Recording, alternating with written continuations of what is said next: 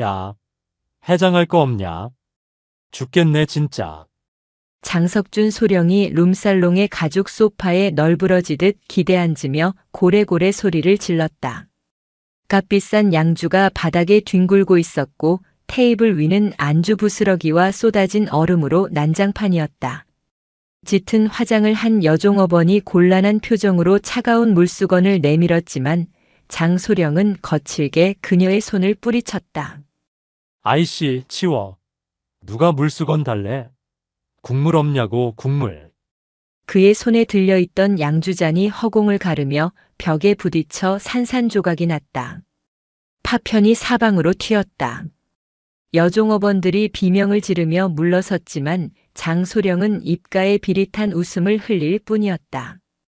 일산 동구의 화려한 유흥가 그 깊숙한 곳에 자리 잡은 이 업소에서 그는 왕이나 다름없었다.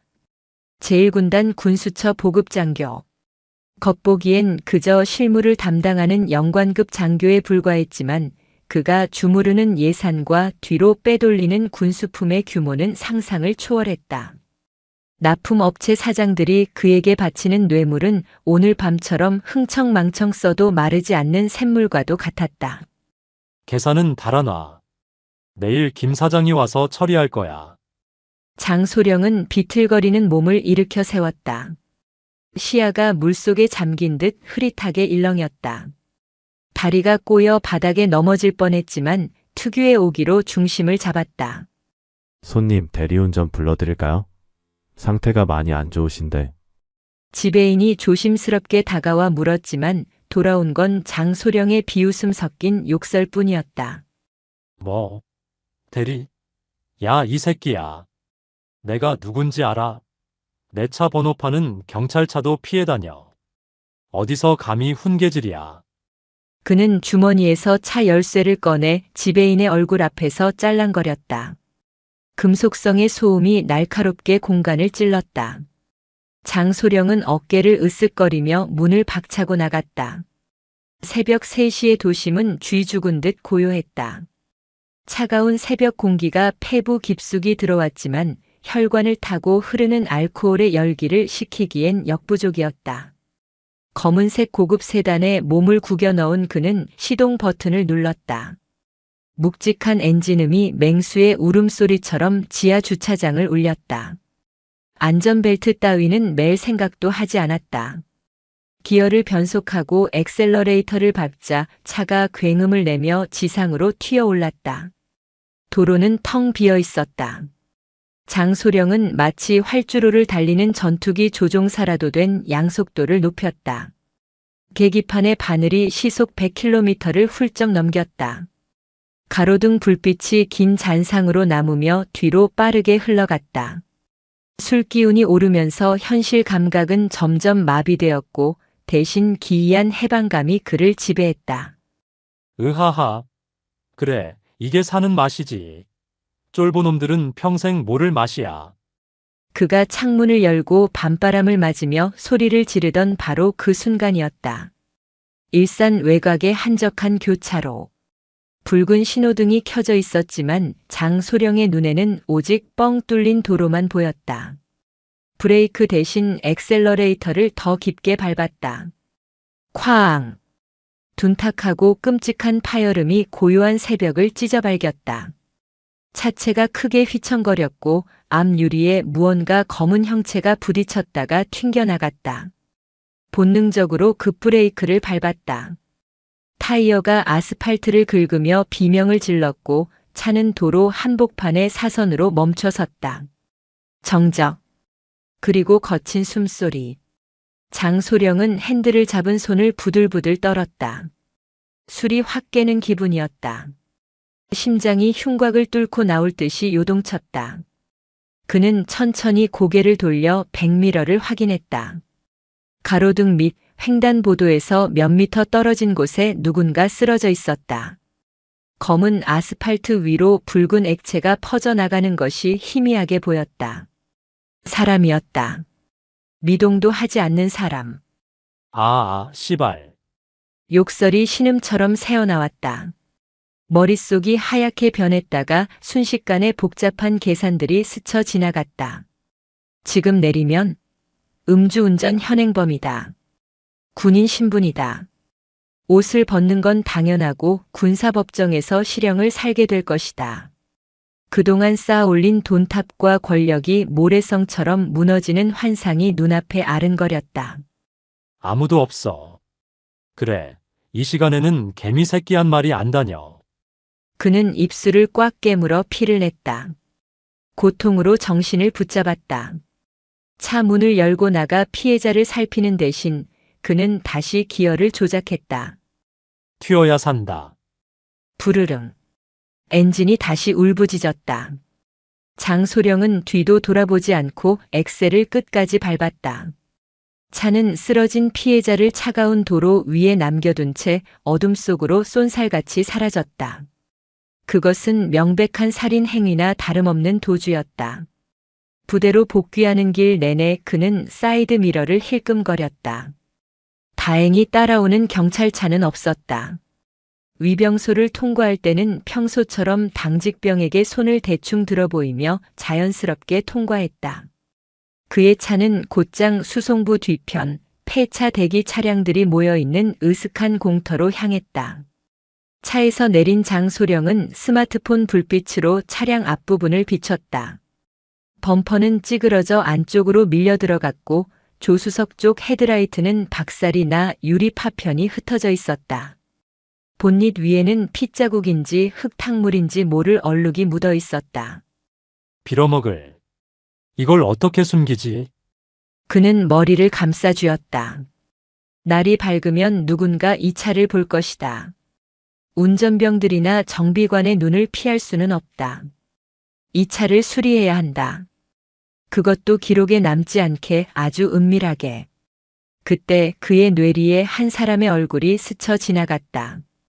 곰처럼 우직하고 시키는 일은 군소리 없이 해내는 멍청할 정도로 성실한 놈. 그리고 무엇보다 진급에 목을 메고 있는 약해 빠진 가장. 수송부 박진우 중사였다. 장소령의 입꼬리가 비릿하게 말려 올라갔다. 그래, 박 중사 내가 있었지. 새벽 4시. 제1군단 수송부 당직 사관실. 박진우 중사는 뻑뻑한 눈을 비비며 차량 운행 일지를 정리하고 있었다. 수송관으로 복무한 지 10년 차. 그는 부대 내에서 걸어다니는 정석으로 통했다. 기름때 묻은 전투복은 항상 칼같이 다림질되어 있었고 그가 관리하는 차량은 언제나 최상의 상태를 유지했다. 하지만 그런 성실함만으로는 뚫을 수 없는 벽이 있었다. 장기 복무 심사 때마다 아슬아슬하게 미끄러지며 그는 늘 불안감 속에 살고 있었다. 아내와 5살 배기 딸. 그 두 사람을 위해서라도 이번 심사는 반드시 통과해야 했다. 박 중사는 책상 위에 놓인 가족 사진을 어루만지며 한숨을 삼켰다. 징, 징. 정적을 깨고 휴대전화가 진동했다. 발신자 이름을 확인한 박 중사의 눈이 커졌다. 군수처 장석준 소령. 이 시간에 보급 장교가 무슨 일일까? 불길한 예감이 등줄기를 타고 흘렀다. 그는 자세를 고쳐 잡고 전화를 받았다. 충성. 수송부 박진우 중사입니다. 박 중사. 짜냐? 수화기 너머로 들려오는 목소리는 묘하게 끈적거렸고 혀가 꼬여 있었다. 술 냄새가 전파를 타고 넘어오는 것 같았다. 아닙니다. 당직 근무 중입니다. 무슨 일이십니까? 지금 당장 내 차 있는 곳으로 튀어와. 수송부 뒤편 폐차장 쪽이야. 애들 깨우지 말고 너만 조용히 와. 알았어? 폐차장 말씀이십니까? 알겠습니다. 바로 가겠습니다. 장소령의 목소리에 서린 날카로운 기운에 박 중사는 서둘러 베레모를 챙겨 썼다. 새벽의 폐차장은 스산했다. 녹슨 트럭들 사이로 희미한 담뱃불이 보였다.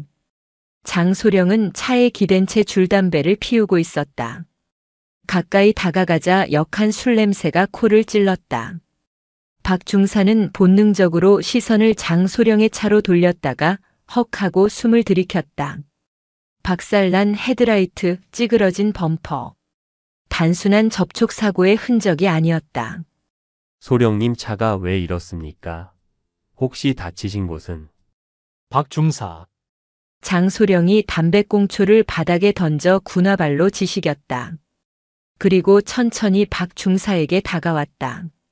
어둠 속에서 번들거리는 눈빛이 먹이를 노리는 뱀 같았다. 그가 박중사의 어깨에 손을 올렸다. 묵직한 압박감이 느껴졌다. 너 나 믿냐?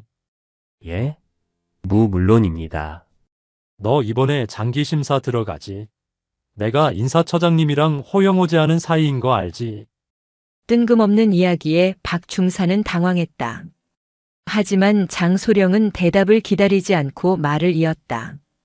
이 차 네가 운전한 거야. 박중사는 자신의 귀를 의심했다. 그게 무슨 말씀이십니까? 저는 오늘 근무 때문에 한 발짝도 나가지 않았습니다. 내 말 똑바로 들어.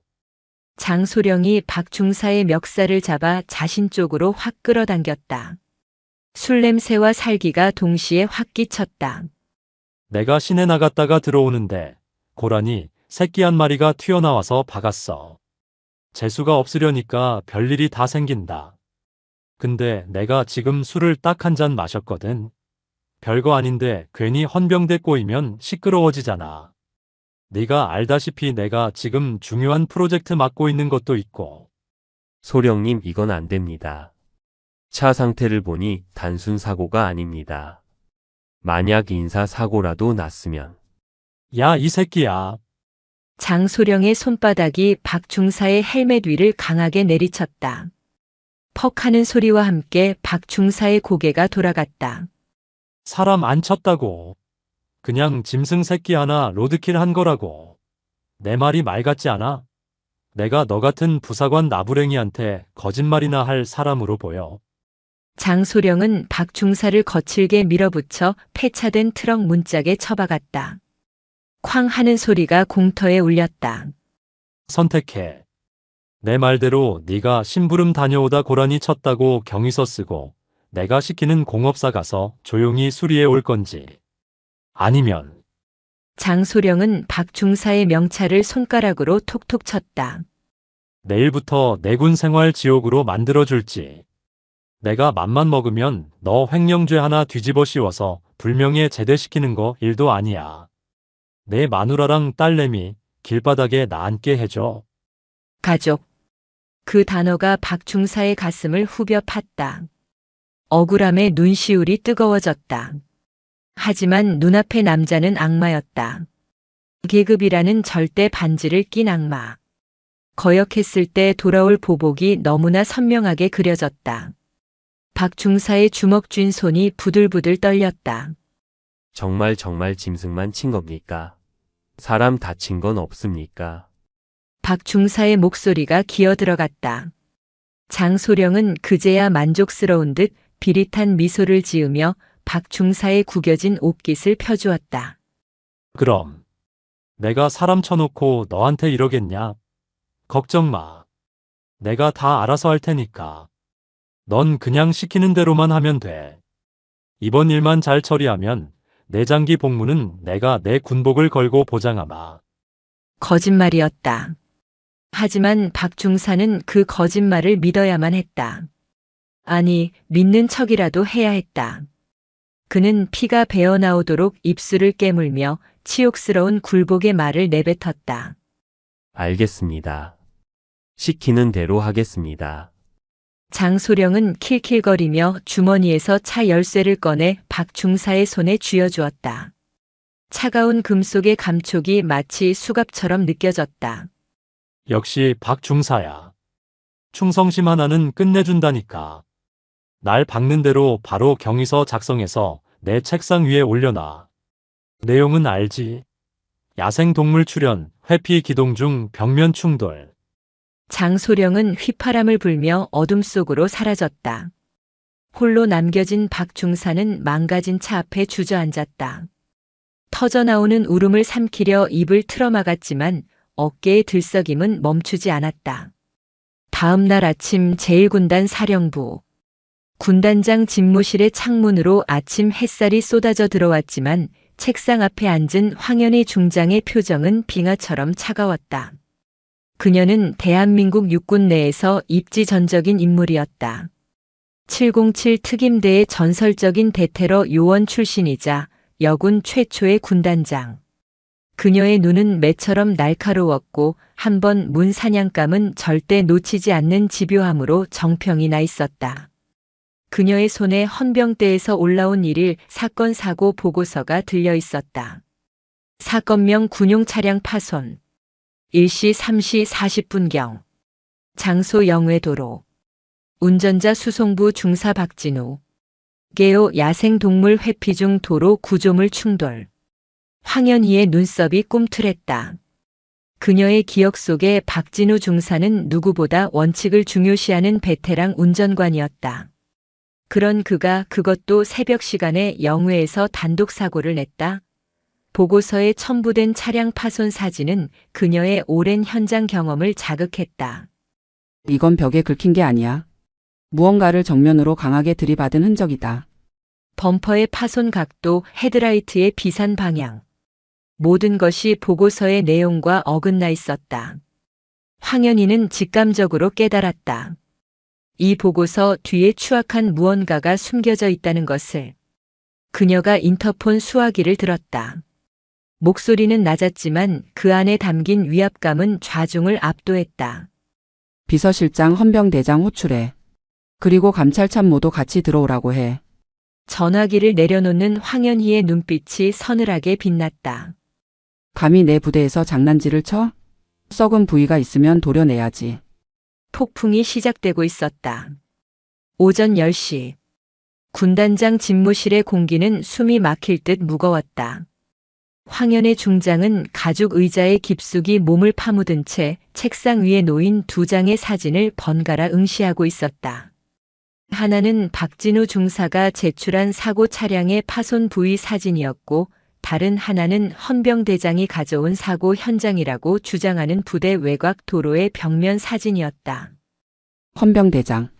황현희의 나직한 부름에 정복을 입은 헌병대장이 마른 침을 삼키며 차려 자세를 취했다. 예, 군단장님. 자네는 이 사진이 자연스럽다고 생각하나? 그녀가 가늘고 긴 손가락으로 차량의 범퍼 사진을 톡톡 두드렸다. 규칙적인 소음이 심장 박동처럼 울렸다. 단순히 벽을 긁었다고 하기에는 충격의 중심점이 너무 깊어. 이건 스치고 지나간 게 아니라 무언가를 정면으로 들이받은 흔적이야. 그리고 여기 헤드라이트 파편이 튀어나간 방향을 봐. 벽에 부딪혔다면 파편이 차체 안쪽이나 바로 아래로 떨어져야 정상이지. 그런데 이 사진 속 파편들은 바깥쪽으로 비산되어 있어. 마치 달리는 도중에 충돌한 것처럼. 헌병대장의 등줄기에 식은땀이 흘렀다. 707 특임대 시절 대테러 작전 현장에서 수없이 많은 현장 검증을 거쳤던 그녀의 눈썰미는 과학수사대보다 더 예리했다. 그것이 야간이라 시야가 확보되지 않은 상태에서 급제동을 하다가. 변명은 됐어. 감찰참모. 예, 군단장님. 옆에 서 있던 감찰참모가 긴장된 표정으로 대답했다. 박진우 중사의 최근 3개월간 차량 운행 기록, 그리고 어제 당직 근무 일지, 위병소 출입 기록 전부 가져와. 그리고 박 중사를 내 방으로 부르게. 지금 당장. 알겠습니다. 참모들이 물러가고 집무실에 홀로 남은 황현희는 자리에서 일어나 창가로 다가갔다. 고양시의 도심 풍경이 한눈에 들어왔다. 평화로워 보이는 저 도시 어딘가에서 누군가는 고통받고 있을지도 모른다는 생각에 가슴 한구석이 서늘해졌다. 그녀는 직감했다. 이것은 단순한 군기 위반 사고가 아니었다. 누군가가 진실을 덮기 위해 거대한 거짓의 막을 치고 있었다. 똑똑. 들어와. 문이 열리고 박진우 중사가 들어왔다. 헬멧을 옆구리에 낀 그의 얼굴은 하루 사이에 10년은 늙어 보였다. 눈밑은 퀭했고 입술은 바짝 말라 있었다. 충성. 중사 박진우 군단장님 호출명 받고 왔습니다. 황현희는 천천히 그에게 다가갔다. 그녀의 군화 발소리가 또각또각 울릴 때마다 박중사의 어깨가 움찔거렸다. 박중사. 앉게. 그녀는 소파를 가리켰다. 박중사는 엉거주춤하며 소파 끝에 걸터 앉았다. 황현희는 그 맞은편에 앉아 그의 눈을 똑바로 응시했다. 자네 군 생활 10년 차라고 했나? 무사고 운전으로 표창도 2번이나 받았더군. 그렇습니다. 그런 베테랑이 익숙한 부대 근처 도로에서 그것도 야간에 고라니를 피하다가 벽을 들이받았다. 그리고 사고 처리를 헌병대에 바로 신고하지 않고 아침까지 기다렸다가 보고했다. 이게 상식적으로 말이 된다고 생각하나? 박중사는 시선을 바닥에 고정한 채 입을 다물었다. 허벅지 위에 올려놓은 두 주먹이 하얗게 질릴 정도로 꽉 쥐어져 있었다. 누구냐? 황현희의 목소리가 비수처럼 날아와 박중사의 가슴에 꽂혔다. 내 뒤에 숨어서 너를 조종하고 있는 놈이 누구냐고 묻고 있다. 박중사의 눈동자가 심하게 흔들렸다. 장석준 소령의 협박이 귓가에 맴돌았다. 내 처자식 길바닥에 나 앉게 해줘. 아닙니다. 제가 졸음 운전을 했습니다. 다 제 잘못입니다. 처벌해 주십시오. 박중사는 덜덜 떨리는 목소리로 거짓 자백을 쏟아냈다. 황현희는 그 모습을 보며 확신했다. 이것은 단순한 은폐가 아니었다. 명백한 강요와 협박에 의한 조작이었다. 그녀는 자리에서 일어나 박중사의 어깨에 손을 올렸다. 박진우 중사. 예, 군복은 명예를 입는 것이지 누군가의 죄를 대신 뒤집어 쓰는 수위가 아니다. 내가 지금 지키려는 게 너 자신의 아니냐 아니면 전우로서의 양심이냐?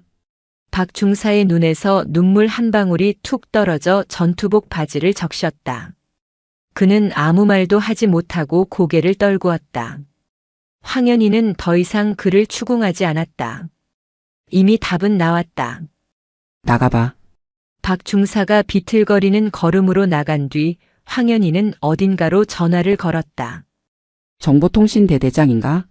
나다. 지금 즉시 사복 차림의 요원 3명을 차출해서 내 집무실로 보내. 보안 유지가 생명이다. 그리고 일산 동구경찰서장에게 연락해서 어제 새벽 시간대 뺑소니 사고 접수된 게 있는지 확인해. 그녀의 눈빛이 사냥감을 노리는 맹수처럼 번뜩였다. 장석준 소령. 내 놈이 꼬리를 얼마나 잘 자르는지 어디 한번 두고 보자. 한편 군수처 사무실. 장석준 소령은 초조한 듯 손톱을 물어뜯으며 사무실 안을 서성거렸다. 군단장이 직접 박중사를 호출했다는 소문이 벌써 파다하게 퍼져 있었다. 제기랄. 그 늙은 여우가 냄새를 맡았나? 그는 욕설을 내뱉으며 책상을 발로 찼다. 박중사가 입을 열었을까? 아니, 그럴 리 없다. 놈은 겁쟁이다. 가족을 인질로 잡고 있는 한 절대 배신하지 못할 것이다. 하지만 불안감은 가시지 않았다. 황현의 중장은 707 출신이다. 그녀가 작정하고 파고들면 웬만한 증거 인멸로는 버티기 힘들 수도 있었다. 증거 그래. 증거가 문제야. 장소령의 머릿속에 번뜩이는 것이 있었다. 차는 수리점에 맡겼지만 아직 처리하지 못한 게 하나 있었다. 바로 차량 내부의 운행 영상 기록 장치, 즉 블랙박스의 메모리 카드였다. 어제 정신이 없어서 미처 빼내지 못하고 차와 함께 공업사로 보내버린 것이다. 미친. 그 안에 다 찍혀 있을 텐데. 그 안에는 사고 당시의 영상뿐만 아니라 그가 술에 취해 짓거린 말들과 도주하는 과정, 박중사를 협박하는 음성까지 고스란히 담겨 있을 것이 분명했다. 만약 그게 황현희의 손에 들어간다면 상상만으로도 오금이 저렸다. 그는 떨리는 손으로 차 키를 집어들었다. 지금 당장 가서 없애버려야 해. 장소령은 허둥지둥 사무실을 빠져나갔다. 하지만 그는 알지 못했다. 군단 본청 옥상에서 고성능 망원경을 든 정보과 요원이 그의 일거수일투족을 감시하고 있다는 사실을. 무전기가 치직거리며 황현희의 집무실로 신호를 보냈다. 목표물 이동 시작했습니다. 일산 방향으로 급히 빠져나갑니다. 황현희는 무전기를 들고 차갑게 명령했다. 미행해. 놓치지 말고 놈이 무엇을 건드리는지 정확히 파악해서 보고해. 장석준 소령의 차가 난폭하게 도로를 질주했다. 그는 일산 외곽의 한적한 곳에 위치한 1급 자동차 정비소 앞에 급정거했다. 이곳은 그가 평소 뒷돈을 챙겨주며 관용차 수리비를 부풀려 청구하던 일종의 공범 관계에 있는 정비소였다. 사장, 김 사장, 장소령은 정비소 안으로 뛰어들어갔다. 리프트 위에 올려진 자신의 검은색 세단이 보였다. 앞 범퍼는 이미 뜯겨나가 있었고 정비공들이 달라붙어 작업 중이었다. 어이쿠 소령님, 여긴 웬일이십니까? 수리는 깔끔하게 진행 중입니다. 견적서는 원하시는 대로. 기름때 묻은 작업복을 입은 사장이 굽신거리며 다가왔지만 장소령은 그를 밀쳐내고 차 문을 열었다. 견적서고 나발이고 차 안에 두고 내린 물건이 있어서 왔어. 그는 운전석으로 몸을 밀어넣고 룸미러 뒤편에 달린 영상 기록 장치를 확인했다. 없었다. 메모리 카드가 꽂혀 있어야 할 슬롯이 텅 비어 있었다. 장소령의 얼굴이 사색이 되었다. 야, 김 사장, 이거 어디 갔어? 여기 꽂혀 있던 칩 어디 갔냐고. 그가 악을 쓰며 소리쳤다. 사장은 영문을 모르겠다는 표정으로 눈을 깜빡였다. 예. 아, 그거요? 아까 오전에 소령님 부하분이 오셔서 가져가셨는데요. 뭐, 내 부하. 네. 키 크고 덩치 좋은 상사분이 오셔서 군단장님 지시로 사고 조사 때문에 필요하다고 가져가셨습니다. 소령님도 알고 계신 줄 알았는데. 장소령은 다리에 힘이 풀려 주저앉을 뻔했다. 하늘이 무너지는 것 같았다. 황현이었다. 그녀가 한 발 빨랐다. 아니, 이미 모든 것을 알고 덫을 놓은 것이었다. 이럴 순 없어. 같은 시각 제1군단장 집무실. 암막 커튼이 쳐진 방 안 대형 화면 위로 영상이 재생되고 있었다. 정보통신대대 요원이 정비소에서 확보해 온 메모리 카드의 복원 영상이었다. 황현의 중장을 비롯해 헌병대장, 감찰참모, 그리고 법무참모까지 모두가 숨을 죽인 채 화면을 응시했다. 화면 속 날짜와 시간은 어제 새벽 3시 45분을 가리키고 있었다. 굉음과 함께 차가 흔들리더니 앞 유리에 사람의 형체가 부딪히고 튕겨나가는 장면이 적나라하게 펼쳐졌다. 멈춰. 황현희의 지시에 영상이 정지했다. 도로 위에 쓰러진 피해자의 모습이 선명했다. 계속 재생해. 다시 영상이 흐르자 차 안에서 장석준 소령의 목소리가 들려왔다. 아, 안 돼. 지금 승진 심사 기간인데. 아무도 못 봤어. 그래, 아무도. 비겁하고 추악한 자기 합리화의 목소리. 그리고 이어지는 가속 페달 소리. 차는 쓰러진 사람을 구호하기는커녕 비정하게 현장을 이탈했다. 지켜보던 참모들의 입에서 탄식과 욕설이 섞여 나왔다. 저런 천하에 죽일 놈이. 헌병대장이 주먹을 부르짖며 칠 떨었다. 하지만 영상은 거기서 끝이 아니었다. 부대에 복귀한 장소령이 박진우 중사를 불러내 협박하는 장면까지는 녹화되지 않았지만 음성 녹음은 계속되고 있었다. 네가 운전하다 사고 낸 걸로 처리해라. 진급 누락되고 싶냐? 내가 무슨 수를 써서라도 너 군복 벗긴다. 악마의 속삭임 같은 협박이 집무실 안을 가득 채웠다. 황현희는 눈을 감았다. 분노가 뜨거운 용암처럼 치밀어 올랐지만 그녀는 차가운 이성을 유지하려 애썼다. 이것은 단순한 범죄가 아니었다. 국가가 부여한 계급과 권력을 이용해 무고한 부하를 짓밟고 국민의 생명을 외면한 반역 행위나 다름없었다. 충분하군. 황현희가 눈을 떴다. 그녀의 눈동자에서 파란 불꽃이 일렁이는 듯했다. 헌병대장. 예, 군단장님. 지금 즉시 장석준 소령을 긴급 체포해. 혐의는 특가법상 도주치상 무고교사 직권남용 그리고 그녀는 잠시 말을 멈추었다가 씹어뱉듯 덧붙였다. 군인 강령 위반이다. 내 이름으로 구속영장 청구해. 당장. 알겠습니다. 헌병대장이 경례를 붙이고 바람처럼 뛰쳐나갔다. 황현희는 남은 참모들을 둘러보았다. 법무참모는 이 영상 증거물로 채택될 수 있도록 완벽하게 문서화해. 감찰참모는 장소령이 그동안 빼돌린 군수품 내역 10원 한 장까지 털어서 찾아내. 이참에 뿌리까지 뽑아버리겠다. 그때 비서실장이 노크도 없이 다급하게 들어왔다. 군단장님, 일산병원에서 연락이 왔습니다. 뺑손이 피해자가 의식을 회복했다고 합니다. 하지만 상태가 위중해서 당장 수술이 필요하다고 하는데 보호자가 없어서 수술 동의를 못 받고 있다고 합니다. 황현희는 자리에서 벌떡 일어났다. 차 대기시켜. 내가 간다. 예. 군단장님이 직접 가십니까? 내 부하가 낸 사고야. 내 책임이라고. 내가 가서 살려내야지.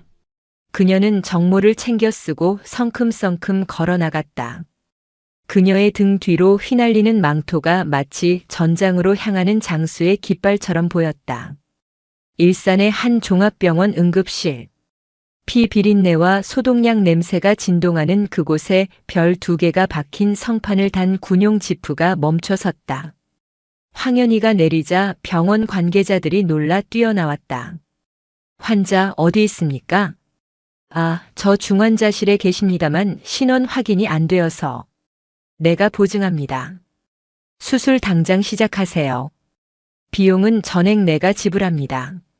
만약 수술이 늦어져서 환자가 잘못되면 이 병원도 무사하지 못할 겁니다.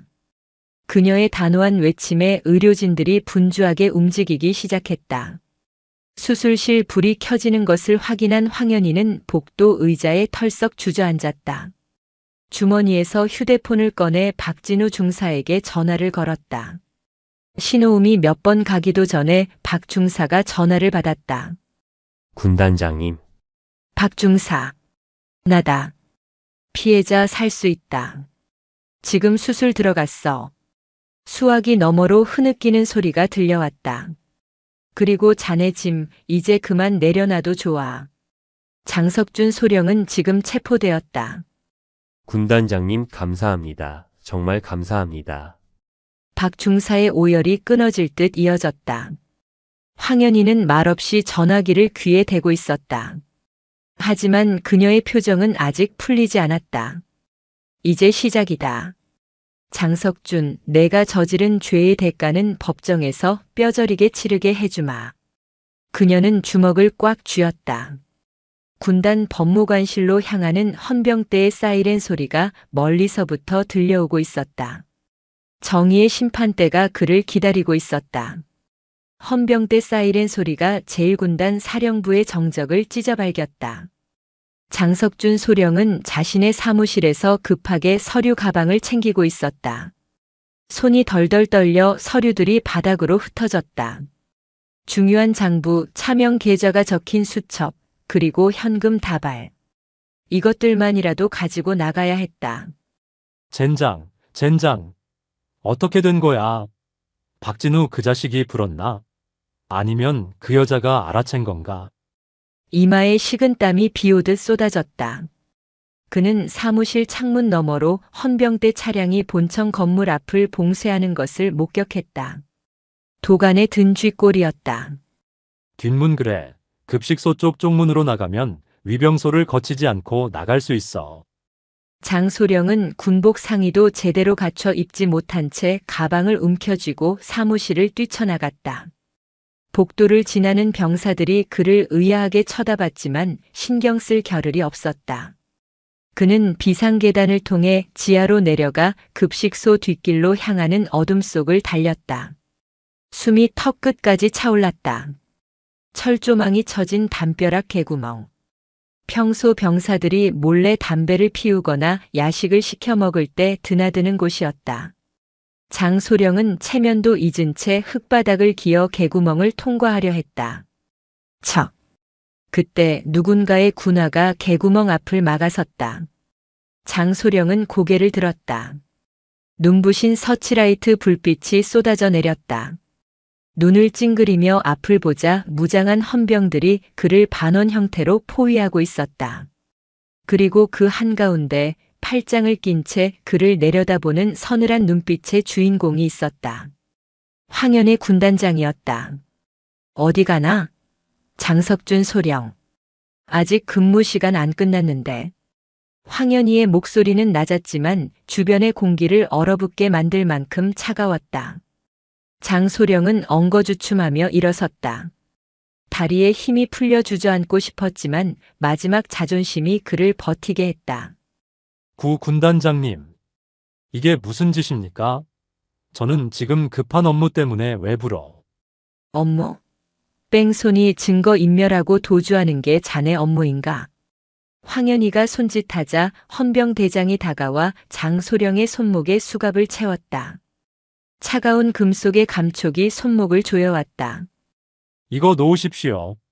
제가 누군지 아십니까? 헌병대장 너 이 자식, 내가 옷 벗으면 가만 안 둔다. 장소령이 발악하며 고래고래 소리를 질렀다.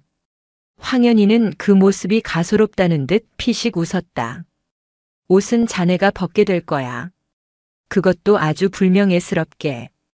헌병대장 압송해. 그리고 저 가방 증거물로 확보하고. 헌병들이 장소령의 양팔을 붙잡고 끌고 갔다. 바닥에 질질 끌려가는 그의 비명소리가 군단의 밤하늘에 메아리 쳤다. 황현희는 바닥에 떨어진 장소령의 서류 가방을 열어보았다. 쏟아져 나온 것은 꼬깃꼬깃한 현금 뭉치와 이중 장부들이었다. 빙산의 일각이군. 그녀는 감찰 참모에게 고개를 돌렸다. 군수처 사무실, 지금 당장 압수수색 시작해. 먼지 하나 남기지 말고 다 털어. 병사들 먹이는 부식비, 피복비 횡령한 내역 10원 단위까지 찾아내. 알겠습니다. 그날 밤 제1군단 군수처는 발칵 뒤집혔다. 황현희의 지시를 받은 감찰팀은 장소령의 컴퓨터와 비밀 금고를 모조리 열어젖혔다. 드러난 진실은 추악했다. 그는 단순히 보급품을 빼돌린 수준이 아니었다. 서류상에만 존재하는 유령 병사들을 만들어 그들의 월급과 보급품을 착복했고 유통기한이 지난 폐기용 식자재를 병사들에게 먹이고 정상적인 식자재는 외부 식당에 팔아넘겼다. 취조실. 장석준 소령은 책상을 내리치며 혐의를 부인하고 있었다. 이건 모함입니다. 그 영상, 조작된 겁니다. 요즘 딥페이크 기술이 얼마나 좋은데 제 얼굴 합성해서 음해하려는 세력의 공작이라고요. 맞은편에 앉은 헌병 수사관은 어이없다는 듯 혀를 찼다. 소령님, 영상뿐만이 아닙니다. 차량 블랙박스에 녹음된 음성, 그리고 소령님 휴대폰 위치 추적 결과가 사고 현장과 정확히 일치합니다. 게다가 조금 전 압수한 비밀 장부에서 횡령 혐의까지 나오고 있습니다. 닥쳐. 변호사 불러. 내 변호사 오기 전까진 한마디도 안 할 거야. 장소령은 끝까지 자신의 죄를 인정하지 않았다. 그는 믿는 구석이 있었다. 자신의 집안과 연결된 군 법무관 출신 대형 로펌 변호사들이 그를 꺼내줄 것이라 굳게 믿고 있었다. 유리창 너머로 그 모습을 지켜보던 황현희는 씁쓸한 표정을 지었다. 괴물을 키웠군. 계급장 뒤에 숨으면 모든 게 용서될 줄 아는 괴물.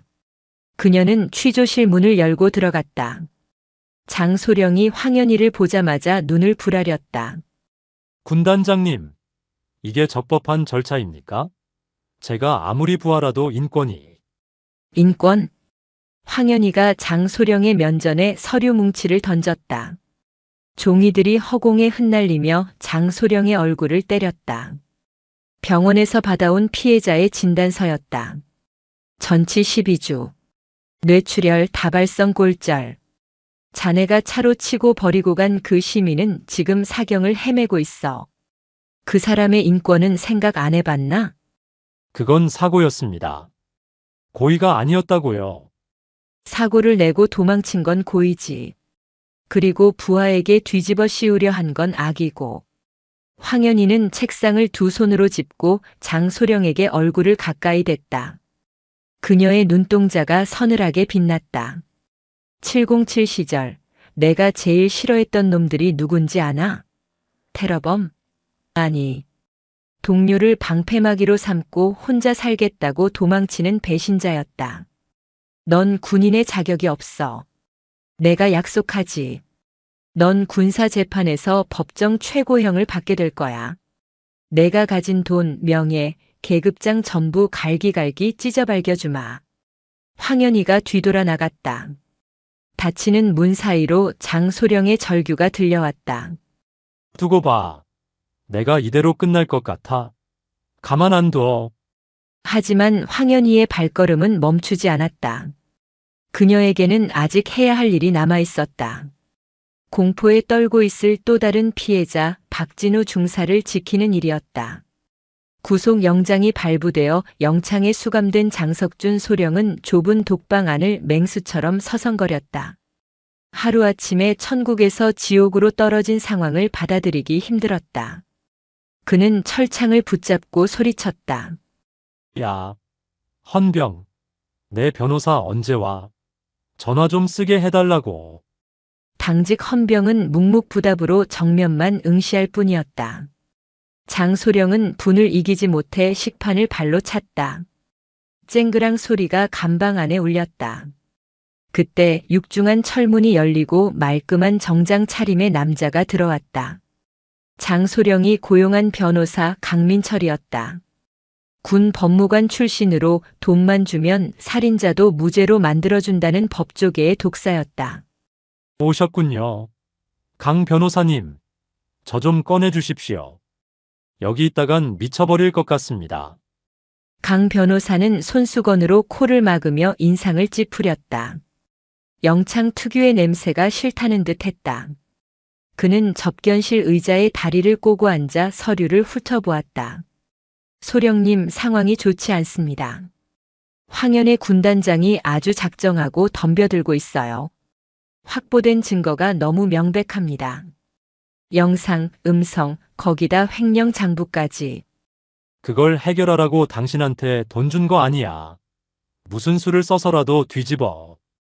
진정하십시오. 방법이 없는 건 아닙니다. 강 변호사가 안경을 고쳤으며 비릿하게 웃었다. 법정 싸움은 증거 싸움이기도 하지만 결국은 사람 싸움입니다. 가장 결정적인 증인은 누구입니까? 바로 박진우 중사죠. 그 사람이 진술을 번복하면 상황은 역전됩니다. 박진우? 그 자식은 이미 저한테 등 돌렸는데 무슨 수로. 사람은 누구나 약점이 있습니다. 박 중사는 가정이 있죠? 빚도 좀 있는 것 같고. 우리가 박 중사에게 합당한 보상을 제안한다면 어떨까요? 아니면 그 가족을 조금 걱정해 준다면요. 장소령의 눈이 번뜩였다. 역시 돈이 좋긴 좋았다. 그래요. 그 자식 딸내미라면 끔찍이 아끼니까. 그걸 건드리면 되겠군. 강 변호사는 자리에서 일어났다. 제가 박 중사를 만나보겠습니다. 회유와 협박 둘 다 적절히 섞어서 입을 다물게 만들죠. 소령님은 여기서 조금만 참고 계십시오. 같은 시각 수송부 정비고. 박진우 중사는 멍하니 트럭 엔진을 바라보고 있었다. 누명을 벗었다는 안도감도 잠시, 앞으로 닥쳐올 법정 증언에 대한 두려움이 그를 짓눌렀다.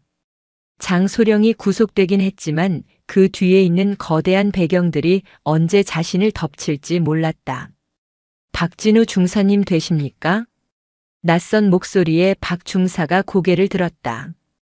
기름진 머리에 값비싼 양복을 입은 강 변호사가 서 있었다. 누구십니까? 장석준 소령님의 변호인입니다. 잠시 이야기 좀 할 수 있을까요? 아주 유익한 제안을 가져왔는데. 강 변호사는 박 중사를 인적 드문 흡연장으로 데려갔다. 그는 품에서 두툼한 봉투를 꺼내 박 중사 앞주머니에 찔러 넣었다. 이게 뭡니까? 성의 표시입니다. 5천만 원입니다. 박 중사님 빚 갚고 따님 학비하기엔 충분한 돈이죠. 박 중사는 봉투를 꺼내 바닥에 던졌다. 가져가십시오. 저는 이런 더러운 돈 필요 없습니다. 성격 참 대나무 같으시네. 그럼 이건 어떻습니까? 강 변호사는 태블릿 PC를 꺼내 사진 한 장을 보여주었다. 박 중사의 딸이 다니는 유치원 앞 전경이었다. 따님이 참 귀엽더군요. 이름이 지민이라고 했나? 등하굣길이 좀 위험해 보이던데 요즘 세상이 워낙 흉흉해서 말입니다. 아빠가 잘못된 선택을 하면 아이가 다칠 수도 있지 않겠습니까? 박 중사의 눈이 뒤집혔다. 그는 강 변호사의 멱살을 잡았다. 너 이 새끼, 내 딸 건드리면 죽여버릴 거야. 이거 놓으세요. 폭행죄 추가되고 싶습니까? 잘 생각하세요. 법정에서 장소령님은 시킨 적 없다. 내가 자발적으로 충성심에 거짓말했다. 이 한마디만 하면 됩니다. 그러면 당신도 살고 가족도 평생 떵떵거리며 살 수 있습니다. 하지만 거절하면 당신은 군 생활 끝나는 건 물론이고 가족의 안전도 장담 못합니다. 박 중사의 손에 힘이 빠졌다. 공포가 분노를 압도했다. 그는 털썩 무릎을 꿇었다. 세상은 왜 이토록 잔인한가? 정의를 선택하면 파멸이 오고 불의와 타협하면 안정이 오는 현실이 원망스러웠다. 저는 현명한 선택 기다리겠습니다. 강 변호사가 비웃으며 돌아서려는 찰나였다. 거기서 서늘한 목소리가 공간을 갈랐다. 정비고 입구에 황현희 중장이 서 있었다. 그녀의 뒤에는 무장한 특임대원들이 도열해 있었다. 군단장님. 강 변호사는 짐짓 당황하지 않은 척 미소를 지었다. 아이고, 군단장님을 여기서 뵙네요. 저는 변호인으로서 정당한 접견을. 짝. 황현희의 손바닥이 강 변호사의 뺨을 강타했다.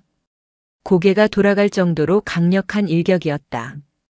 강 변호사는 입가에서 피를 흘리며 비틀거렸다. 이게 무슨 짓입니까? 법조인에게 폭력을 행사하다니. 법조인? 웃기지 마. 넌 그냥 범죄자의 심부름꾼일 뿐이야. 내 부대 안에서 내 부하를 협박해? 그것도 가족을 들먹이며. 황현희는 강 변호사가 들고 있던 태블릿 PC를 빼앗아 바닥에 내동댕이쳐 박살냈다. 그리고 으깨진 기계를 군화발로 지시겼다. 증인 매수 및 협박 혐의로 고발하겠어. 그리고 한 번만 더 내 부하들 근처에 얼씬거리면 그땐 법이 아니라 내 방식대로 처리한다. 707이 쥐새끼 잡는 법 보여줘. 그녀의 눈에서 뿜어져 나오는 살기는 진짜였다. 전장에서 사람을 죽여본 자만이 가질 수 있는 진짜 살기. 강 변호사는 본능적인 공포를 느꼈다. 다리가 후들거렸다. 두고 봅시다. 강 변호사는 꽁무니를 빼며 도망쳤다. 황현희는 주저앉아 있는 박 중사에게 다가가 손을 내밀었다. 일어나. 군단장님 죄송합니다. 제가 못나서. 아니, 넌 잘 버텼어. 가족을 지키고 싶은 마음은 죄가 아니다. 하지만 박 중사, 진짜로 가족을 지키는 방법은 저런 놈들에게 굴복하는 게 아니야. 당당하게 맞서서 아빠가 얼마나 정의로운 군인인지 보여주는 거다. 황현희가 박 중사를 일으켜 세워 흙 묻은 전투복을 털어주었다. 내가 약속했지? 내 가족은 내가 지킨다. 오늘부터 헌병대 특별경호팀이 내 집 앞을 24시간 지킬 거야. 아무 걱정 말고 넌 법정에서 진실만을 말해. 알겠나? 박 중사는 눈물을 훔치며 힘차게 경례했다. 충성. 알겠습니다. 전운이 감돌았다. 드디어 대망의 재판 날짜가 잡혔다. 육군 본부 보통 군사법원. 황현희는 집무실 창밖을 바라보며 결의를 다졌다. 장석준 그리고 그를 비호하는 썩은 권력들. 이번 재판은 단순히 한 개인을 처벌하는 자리가 아니었다. 군의 명예를 바로 세우는 전쟁이었다. 준비는 끝났다. 그녀는 정복 상의를 입고 거울 앞에 섰다. 가슴에 달린 약장이 훈장처럼 빛났다. 이제 사냥을 끝낼 시간이었다. 육군 본부 보통 군사법원 제1심 판정. 무거운 침묵이 감도는 법정 안, 공기는 차갑게 가라앉아 있었다. 방청석은 소문을 듣고 찾아온 군 관계자들과 기자들로 빈자리가 없었다. 707 특임대 출신 여군단장대 부패 장교라는 자극적인 타이틀은 사람들의 이목을 끌기에 충분했다. 재판 부석에는 3명의 군판사가 엄숙한 표정으로 앉아 있었고, 검찰석에는 젊은 법무관이 긴장된 표정으로 서류를 정리하고 있었다.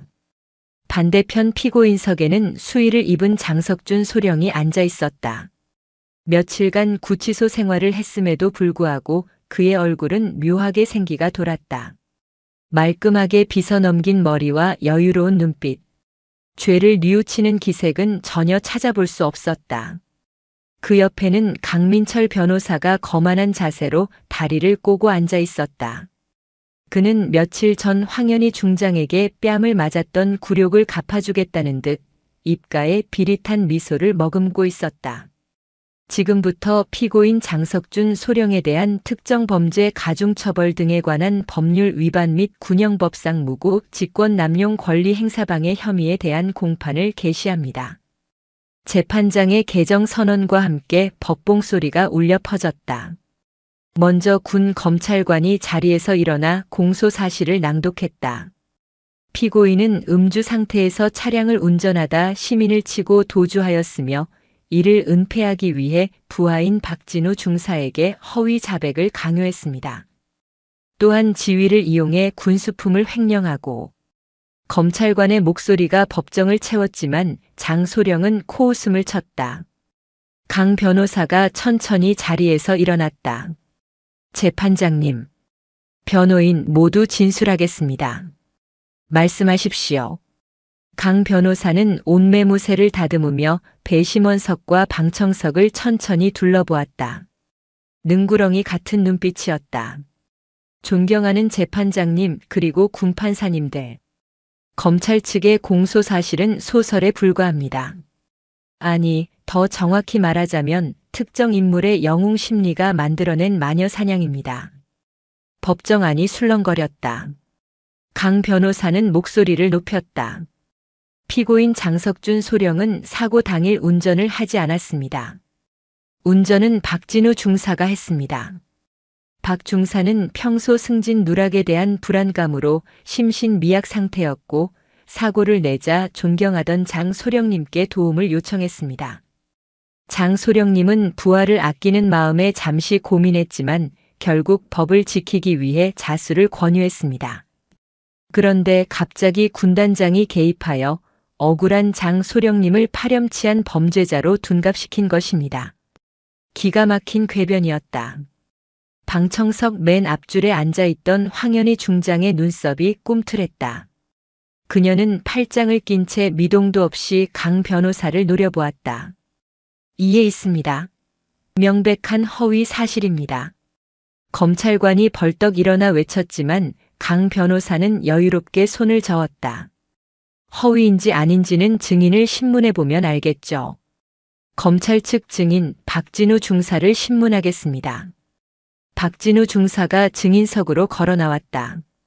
정복을 갖춰 입은 그의 모습은 단정했지만 수많은 시선과 강 변호사의 위압감에 어깨가 잔뜩 움츠러들어 있었다. 증인. 선서했으니 위증하면 처벌받는 거 알죠? 강 변호사가 박 중사의 코앞까지 다가가 쏘아붙였다. 예, 알고 있습니다. 증인. 사고 당일 새벽 피고인에게 전화를 걸어 살려달라고 애원한 적 있죠? 아닙니다. 소령님이 저를 불러내셨습니다. 거짓말하지 마세요. 통화 기록을 보면 평소에도 증인이 피고인에게 업무 외적인 연락을 자주 했던데? 승진 좀 잘 봐달라고 뇌물까지 바치려다가 거절당한 적도 있죠? 절대 아닙니다. 저는 그런 적 없습니다. 박 중사의 목소리가 높아졌지만 강 변호사는 교묘하게 말을 끊었다. 피고인이 횡령했다는 장부. 그거 증인이 관리하던 거 아닙니까? 수송부 부품 빼돌려서 용돈 벌이하던 걸 피고인이 알게 되자 앙심을 품고 이번 사고를 기회로 피고인을 담그려 한 거 아닙니까? 말도 안 되는 소리입니다. 그건 소령님이 시킨 겁니다. 증인, 흥분하지 마세요. 여기는 시장 바닥이 아닙니다. 강 변호사는 재판장을 보며 고개를 저었다. 보시다시피 증인은 자신의 죄를 덮기 위해 상관을 모함하고 있습니다. 게다가 가장 결정적인 증거라는 그 블랙박스 영상. 그것도 의심스럽습니다. 군단장이 헌병대도 아닌 사설정보팀을 동원해 불법적으로 확보했다죠. 그 과정에서 영상이 조작되었을 가능성을 배제할 수 없습니다. 요즘 딥페이크 기술 전문가도 구별 못합니다. 강 변호사의 전략은 치밀했다. 진실을 밝히는 것이 아니라 진실을 흙탕물로 만들어 아무것도 보이지 않게 만드는 것. 그것이 그의 주특기였다. 재판장의 표정이 미묘하게 흔들렸다. 박 중사는 억울함에 얼굴이 불그락푸르락해졌지만 말주변이 없는 그가 노련한 변호사를 당해내기는 역부족이었다. 장석준 소령은 피고인석에서 박 중사를 보며 입모양으로 조소했다. 병신. 그 모습을 본 박 중사의 주먹이 부들부들 떨렸다. 법정의 분위기는 서서히 피고인 측에 유리하게 흘러가고 있었다. 정의가 사악한 혀 놀림에 질식당하기 일보 직전이었다. 오후 공판이 속개되었다. 오전 내내 강 변호사의 페이스에 말려 고전하던 검찰관은 식은땀을 흘리고 있었다. 결정적인 증거라고 믿었던 영상과 장부가 조작 가능성과 불법 수집 증거라는 프레임에 갇혀 힘을 잃어가고 있었다. 검찰 측 추가 증인 있습니까? 재판장의 물음에 검찰관이 자리에서 일어났다. 그는 비장한 표정으로 방청석을 바라보았다. 네. 제1군단장 황현희 중장을 증인으로 신청합니다. 법정 안이 순식간에 술렁거렸다. 군단장이, 그것도 별 3개의 장군이 직접 부하의 재판에 증인으로 선다는 것은 전례가 없는 일이었다. 강 변호사의 표정이 일순간 굳어졌지만 이내 회심의 미소를 지었다. 제 발로 호랑이 굴에 들어오시는군. 오늘 아주 망신을 톡톡히 주마. 황현희가 자리에서 일어났다. 그녀가 증인석으로 걸어가는 동안 군화 발소리만이 법정의 정막을 채웠다. 꼿꼿한 허리, 흔들림 없는 시선. 그녀가 증인석에 앉자 법정의 공기 자체가 바뀐 듯한 압도감이 흘렀다. 증인 선서하십시오. 선서.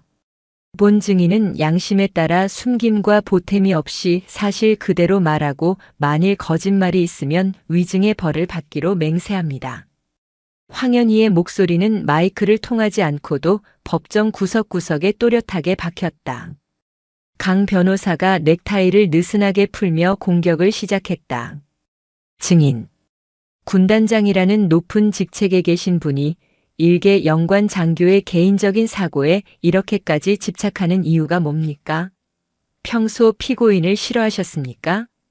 범죄자를 좋아하는 지휘관은 없습니다. 황현희의 짧고 명료한 대답에 방청석에서 작은 웃음이 터졌다. 강 변호사는 미간을 찌푸렸다. 좋습니다. 그럼 묻겠습니다. 증인은 사고 조사를 위해 헌병대가 아닌 정보부대를 동원하셨죠? 이는 명백한 직권 남용이자 월권 아닙니까? 군 사법 체계를 무시하는 처사라고 생각지 않습니까? 비정상을 정상으로 돌리는 것이 지휘관의 책무입니다. 헌병대 내부에 피고인과 결탁한 세력이 있다는 첩보가 있었기에 보안 유지를 위해 정보팀을 가동했습니다. 그리고 그 판단은 옳았습니다.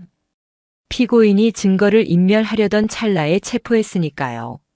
증거 인멸이요? 그게 바로 증인이 조작한 영상 아닙니까? 원본이라고 주장하는 그 메모리 카드, 정비소에서 압수할 때 영장도 없었지 않습니까? 불법 수집 증거는 법적 효력이 없습니다. 강 변호사가 목소리를 높이며 황현희를 몰아붙였다. 법리적인 허점을 파고들어 그녀를 법을 무시하는 독선적인 장군으로 몰아가려는 속셈이었다. 황현희는 차가운 눈으로 강 변호사를 응시했다. 변호인. 법을 논하기 전에 사실관계부터 명확히 하시죠. 정비소 사장은 이메 제출 형식으로 메모리 카드를 넘겼습니다. 그리고 그 영상이 조작되었다고 주장하시는데 그녀는 품 안에서 작은 USB 메모리를 꺼내 들어 보였다. 이게 뭔지 아십니까? 강 변호사가 멈칫했다. 그게 뭡니까? 사고 현장 인근 편의점의 폐쇄회로 텔레비전 영상 원본입니다. 그리고 피고인의 차량 내비게이션에 기록된 운행 정보 데이터, 마지막으로 국립과학수사연구원에서 방금 도착한 영상 무결성 입증 분석 보고서입니다. 황현희가 증거물들을 재판장석 위에 올려놓았다. 이 보고서에는 영상에 어떠한 편집이나 조작도 가해지지 않았다는 것이 과학적으로 증명되어 있습니다. 딥페이크? 삼류 소설은 변호인이 쓰고 있군요. 강 변호사의 얼굴이 흑빛으로 변했다. 그는 이런 증거들이 존재한다는 사실조차 모르고 있었다. 황현희가 변호인의 전략을 꿰뚫고 미리 완벽하게 반격 카드를 준비해 둔 것이었다. 이건 사전에 증거 목록에 없던 어제 저녁에 도착했으니까요. 피고인 측이 워낙 조작서를 좋아해서 확실하게 쐐기를 박으려고 가져왔습니다. 황현희는 시선을 돌려 피고인석의 장석준 소령을 바라보았다. 장소령은 사시나무 떨듯 떨고 있었다. 장석준 소령. 그녀의 목소리가 낮게 깔렸다. 내가 군수품 횡령에서 유흥비로 탕진하고 죄 없는 부하 협박해서 총알바지로 세울 때 내가 입고 있는 그 군복이 얼마나 무거운 것인지 한 번이라도 생각해 본 적 있나? 재판장님, 증인은 지금 피고인을 모욕하고 있습니다. 제지해 주십시오. 강 변호사가 다급하게 외쳤지만 황현희의 기세는 멈추지 않았다. 모욕? 진실을 말하는 게 모욕인가? 재판장님. 본 증인은 이 자리에서 피고인의 파렴치한 민낯을 낱낱이 공개하고자 합니다. 단순히 뺑소니 사고가 아닙니다. 이자는 대한민국 군인의 명예를 팔아넘긴 기생충입니다. 재판장은 잠시 침묵하다가 안경을 고쳤으며 입을 열었다. 증거의 신빙성이 입증된다면 증언을 막을 이유가 없습니다. 계속하십시오. 판세가 뒤집혔다. 황현희는 여유롭게 그러나 치명적인 독을 품은 칼날처럼 증언을 이어갔다. 피고인은 사고 직후 의식을 잃은 피해자를 확인하고도 구호 조치 없이 도주했습니다. 그 과정에서 승진 심사를 운운하며 자신의 안위만을 걱정하는 음성이 기록되어 있습니다. 사람의 생명보다 계급장을 더 중요하게 여기는 자가 과연 지휘관의 자격이 있습니까? 그녀는 방청석을 향해 돌아섰다. 여기 있는 모든 군인들에게 묻습니다. 우리는 국민의 생명과 재산을 지키기 위해 존재합니다. 그런데 국민을 차로 치고 도망가고 부하에게 죄를 뒤집어 씌우는 자가 우리와 같은 군복을 입을 자격이 있습니까? 없습니다. 방청석에 있던 젊은 장교 몇 명이 저도 모르게 대답했다가 황급히 입을 다물었다. 하지만 그들의 눈빛은 뜨겁게 타오르고 있었다. 법정 안의 공기는 이제 황현희의 것이었다. 강 변호사는 이마에 땀을 닦으며 주저앉았고 장소령은 고개를 숙인 채 책상만 노려보았다. 하지만 황현희는 아직 멈출 생각이 없었다. 마지막으로 피고인이 그토록 부정하는 그날의 진실. 제 눈으로 그리고 여기 계신 모든 분의 눈으로 직접 확인시켜 드리겠습니다. 그녀는 법정 서기에게 눈짓을 보냈다. 대형 스크린에 불이 들어왔다. 장소령이 기겁하며 고개를 들었다. 안 돼, 틀지 마. 그거 틀지 말라고. 그의 비명과도 같은 외침은 허공에 흩어졌다. 이제 심판의 시간이 다가오고 있었다. 법정 중앙에 설치된 대형 화면이 지직거리더니 이내 선명한 화질로 현장을 투사하기 시작했다. 법정 안의 모든 불이 꺼지고 오직 스크린의 불빛만이 장석준 소령의 창백한 얼굴을 비추었다. 영상 속 시간은 새벽 3시 45분. 장소령의 차량 전면 유리를 통해 보이는 도로는 칠흑 같은 어둠에 잠겨 있었다. 맹렬한 속도로 질주하는 엔진 소음과 함께 라디오에서 흘러나오는 경박한 음악 소리가 법정을 채웠다. 으하! 다 비켜! 내가 간다! 술에 잔뜩 취해 꼬인 혀로 소리를 지르는 장소령의 목소리였다. 방청석 곳곳에서 탄식이 흘러나왔다. 이따위 똥차들이 어디 감히 내 길을 막아? 밀어버린다. 운전대를 잡은 그는 도로의 무법자였다. 신호를 무시하는 것은 예사였고 차선을 넘나들며 아슬아슬한 고개 운전을 이어갔다. 그리고 운명의 그 순간. 횡단보도를 건너던 검은 형체가 라이트 불빛에 비친 찰나. 쾅! 법정의 스피커가 찢어질 듯한 파열음을 토해냈다.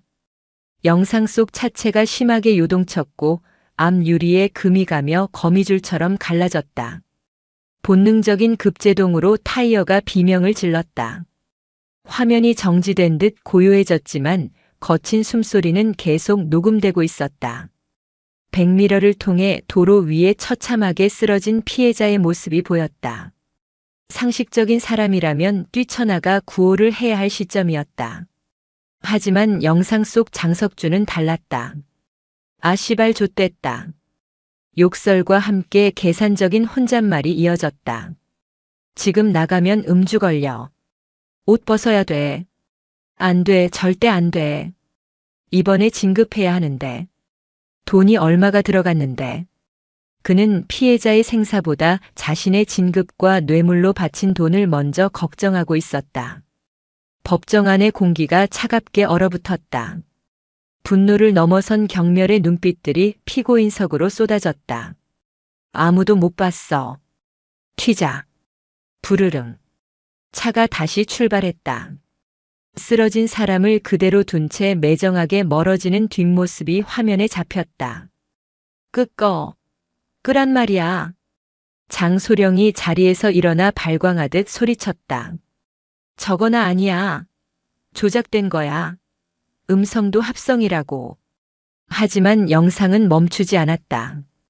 부대에 복귀한 그가 박진우 중사를 불러내 협박하는 장면은 없었지만 차량 안에서 누군가와 통화하는 내용이 이어졌다. 강 변호사님? 나야. 큰일 났어. 사람을 친 것 같아. 아니, 확실해. 근데 그냥 왔어. 어떡하지? 뭐? 부하놈 하나한테 덮어 씌우라고. 그래, 박 중사, 그 새끼 멍청하니까 시키면 할 거야. 돈 좀 쥐어주면 되겠지. 변호사와의 통화 내용까지 고스란히 담겨 있었다. 피고인석에 앉아있던 강민철 변호사의 얼굴이 사색이 되었다. 자신이 범인 도피를 교사한 내용이 만천하에 공개된 것이다. 이건 불법 감청입니다. 증거 능력이 없습니다. 강 변호사가 쉰 목소리로 외쳤지만 이미 엎질러진 물이었다.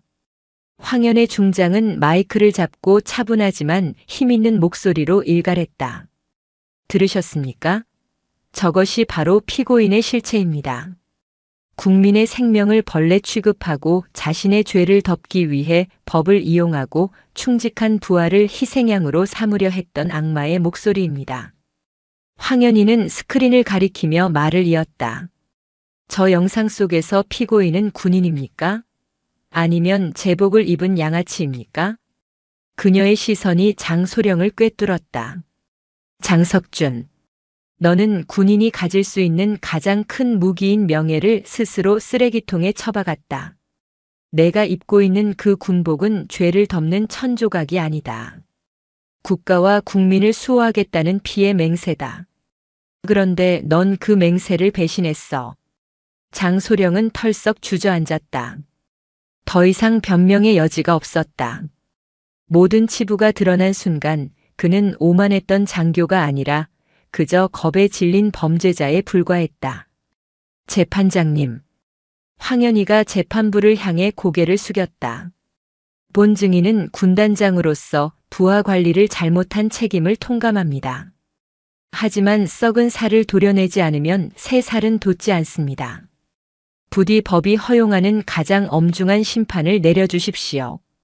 그것만이 병상에 누워있는 피해자와 억울하게 고통받은 박진우 중사 그리고 묵묵히 헌신하는 50만 국군 장병의 명예를 지키는 길입니다. 법정은 침묵에 잠겼다. 흐느끼는 소리만이 들려왔다. 방청석에 앉아있던 박진우 중사의 아내가 남편의 손을 꼭 잡고 울고 있었다. 박 중사 역시 붉어진 눈시울로 황현희를 바라보았다. 그 눈빛에는 무한한 존경과 감사가 담겨 있었다. 검찰관이 자리에서 일어났다. 그의 목소리에는 전과는 다른 확신이 차 있었다. 피고인 장석준에게 군형법 제60조 도주 차량 운전, 제90조 무고, 특정경제가중처벌법상 횡령 등 모든 혐의를 적용하여 징역 20년을 구형합니다. 아울러 피고인 강민철에 대해서도 범인 도피 교사 및 증거 인멸 시도 혐의로 긴급 체포를 요청합니다. 법정 경위들이 강 변호사에게 다가갔다. 강 변호사는 저항 한 번 못하고 고개를 떨구었다. 장소령은 넋이 나간 사람처럼 허공만 응시하고 있었다. 그의 화려했던 군 생활이 그리고 인생이 파멸을 맞이하는 순간이었다. 일주일 후 선고 공판. 재판장은 주문을 읽어 내려갔다. 피고인 장석준을 징역 15년에 처한다. 또한 군인사법에 의거하여 재정 및 불명예 전역을 명하며 횡령한 군 자금 5억 4천만 원 전액을 추징한다. 땅. 판결이 확정되는 순간 장석준은 비명조차 지르지 못했다. 그저 다리가 풀려 바닥에 쓰러질 뿐이었다. 교도관들이 양쪽에서 그를 질질 끌고 나갔다. 707 특임대 출신의 여군단장이 파헤친 진실 앞에서 거대한 부패의 카르텔은 모래성처럼 무너져 내렸다. 법원 문이 열리고 박진우 중사가 걸어 나왔다. 따사로운 오후의 햇살이 그의 얼굴을 비추었다. 그동안 그를 짓누르던 어둠이 걷히는 기분이었다. 여보, 아빠. 아내와 딸이 그에게 달려왔다. 박 중사는 가족을 부서져라 껴안았다. 미안해, 정말 미안해, 내가 못난 가장이라서. 아니야, 당신은 잘못 없어. 고생했어, 정말 고생했어. 세 식구는 서로를 부둥켜 안고 하염없이 눈물을 흘렸다. 지나가던 사람들도 그 모습을 보며 눈시울을 붉혔다. 그때 멀리서 검은색 지프 한 대가 다가와 멈췄다. 뒷문이 열리고 황현희 중장이 내렸다. 그녀는 정복 차림이었다. 어깨 위에서 빛나는 별 3개가 오늘따라 더욱 찬란해 보였다. 박 중사는 눈물을 훔치고 황급히 자세를 바로잡았다. 군단장님. 황현희가 천천히 그들에게 다가왔다. 그녀는 박 중사의 딸 지민이 앞에 무릎을 굽히고 앉았다. 아이의 눈높이를 맞추며 그녀는 부드럽게 미소 지었다. 안녕. 내가 지민이구나. 네, 아줌마는 누구세요? 아빠랑 같이 일하는 대장님이야. 우리 지민이 그동안 많이 무서웠지? 이제 걱정 안 해도 돼. 아빠는 아주 훌륭한 군인이라서 나쁜 사람들 다 물리쳤단다. 황현희는 지민이의 머리를 쓰다듬어 주었다. 그리고 일어나 박 중사를 바라보았다. 박진우 중사. 예. 군단장님. 자네에 대한 무고 혐의는 완전히 벗겨졌네. 그리고 이번 사건을 계기로 자네의 성실한 복무 태도가 참작되어 장기 복무 심사도 통과될 걸세. 박 중사의 눈이 커졌다. 꿈만 같은 이야기였다. 정말입니까? 내가 인사처장 멱살을 잡고서라도 도장 찍게 만들었으니 걱정 말게. 자네 같은 군인이 군대에 남아야지 누가 남겠나. 황현희는 장난스럽게 웃으며 덧붙였다. 박 중사는 다시 한번 울컥함이 치밀어 올랐다. 그는 아내와 딸을 뒤로 하고 황현희를 향해 가장 절도 있고 힘찬 자세를 취했다. 손끝이 눈썹 끝에 정확히 닿았다. 충성. 군단장님의 은혜 평생 잊지 않겠습니다. 목숨 바쳐 충성하겠습니다. 황현희도 정중하게 거수경례로 답했다. 충성. 목숨은 함부로 바치는 게 아니야. 나라와 가족을 위해 소중히 써야지. 휴가증 끊어놨으니 가족들과 푹 쉬고 오게. 이건 명령이다. 알겠습니다. 황현희는 다시 차에 올랐다. 차창 밖으로 박 중사 가족이 90도로 허리 숙여 인사하는 모습이 보였다. 차가 출발하자 그녀는 등받이에 깊숙이 몸을 기댔다. 긴장이 풀리며 피로가 몰려왔다. 군단장님, 바로 부대로 복귀하십니까? 운전병의 질문에 황현희는 잠시 창밖을 바라보았다. 고양시의 풍경이 평화롭게 스쳐 지나갔다.